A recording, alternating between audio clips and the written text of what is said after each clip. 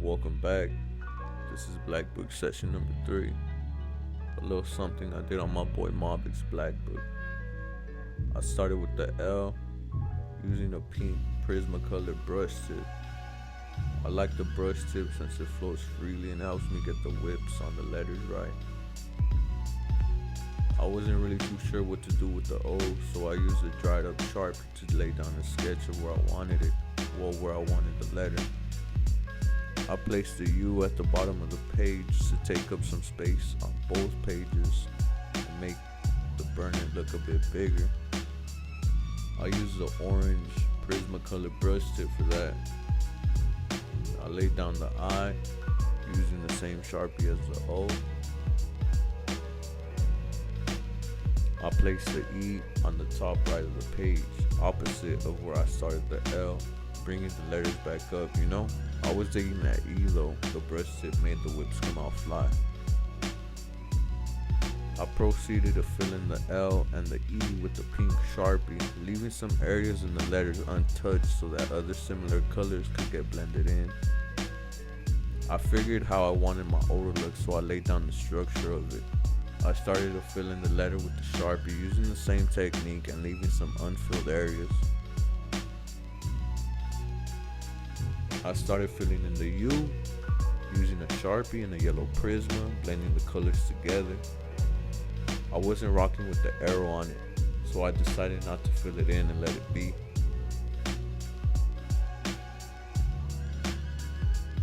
I did the same with the O and the I using Sharpies that were similar colors. Same goes with the L and the E. I used various amounts of pink on these two letters.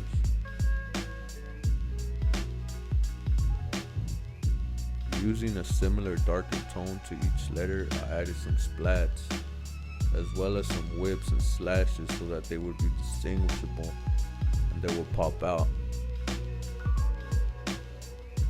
And using a fine point Sharpie, I outlined each letter, adding details like cracks, cuts, ridges on the letters, giving them some effect. I've said it before, small details matter.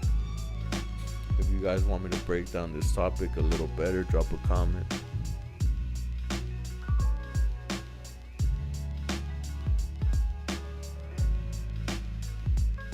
Using a thicker black Prismacolor, I went over the fine point Sharpie and outlined the outside of the letters. It's important to note that I didn't re-outline the details inside the letters. I used this technique to get the letters looking bold.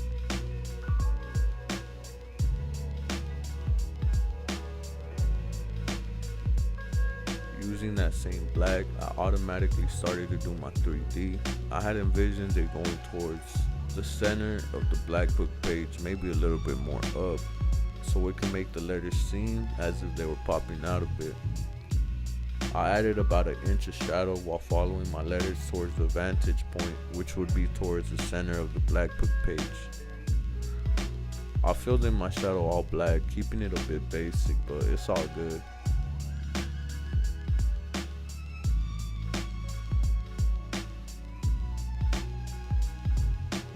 Using a fine point marker, I merged every detail on each letter so that they would be consistent with each other and they would be flowing.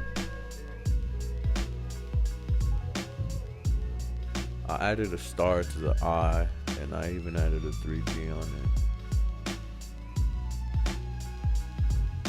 At this point, I wanted to work on my background and I wasn't too sure what to do with it, so I started going around the letters with the cream Prismacolor. I thought it would be dope to have another color blend together, so I added some yellow. And I used a chisel tip on the yellow Prisma to get the most out of the marker, covering up all that white, that negative space, bringing some life into it. I started with the strokes at the bottom and started flaring them towards the half of the page. I was experimenting at this point. You always gotta experiment, to be honest, that's how you get better. I grabbed a gray Molotov paint marker since it could go over most inks, and I started adding little slime effects going on and around the letters.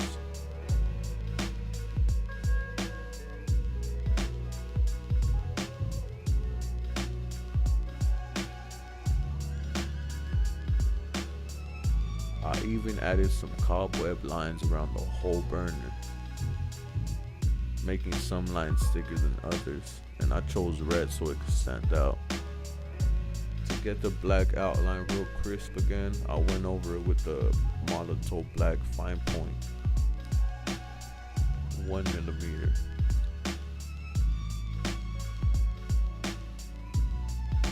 I went on to add my highlights using a white Molotov paint marker, once again 1mm.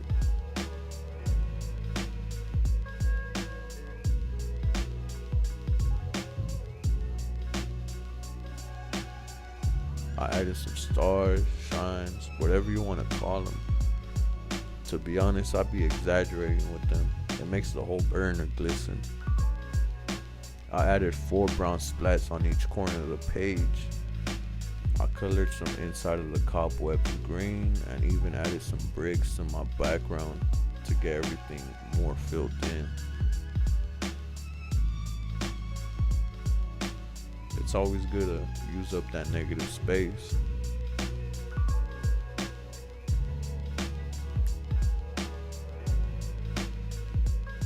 I went into detail with the slime a bit, giving it some shadows, some depth, making it look realistic.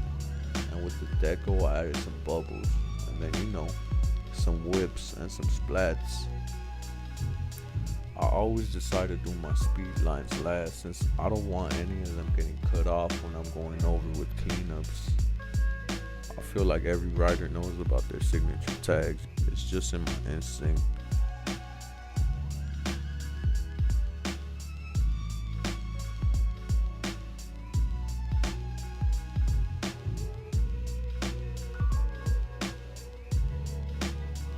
Shout out to my boy Mobik though for handing me the book. I hope y'all enjoy, and thanks for watching.